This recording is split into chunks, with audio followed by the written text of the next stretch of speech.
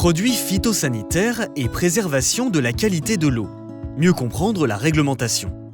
L'enjeu est la protection de l'eau et de sa biodiversité contre les risques de transfert de produits phyto, par dérive de pulvérisation, par ruissellement, par drainage artificiel des parcelles, et contre les pollutions ponctuelles dues à des négligences avant et après le traitement, lors de la manipulation des produits et du matériel, remplissage du pulvérisateur, lavage, gestion des effluents, stockage.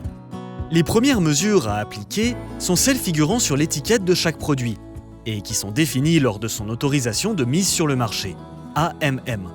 Leur respect garantit la réduction des risques de transfert vers les milieux aquatiques. Ces mesures sont complétées et précisées par les dispositions des arrêtés du 4 mai 2017 et du 27 décembre 2019, avec entre autres les points d'eau à protéger, les conditions météorologiques d'application.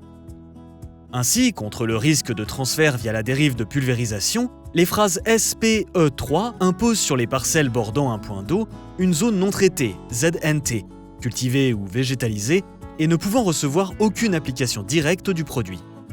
Contre le risque de transfert via le ruissellement, les phrases SPE3 exigent un dispositif végétalisé permanent, DVP, bordant un point d'eau complètement recouvert de plantes herbacées ou arbustives.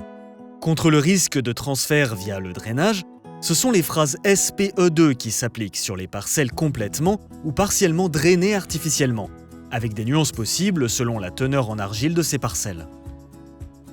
En conclusion, la protection des points d'eau et de leur biodiversité est l'affaire de tous, et elle fait appel à la raison de chacun.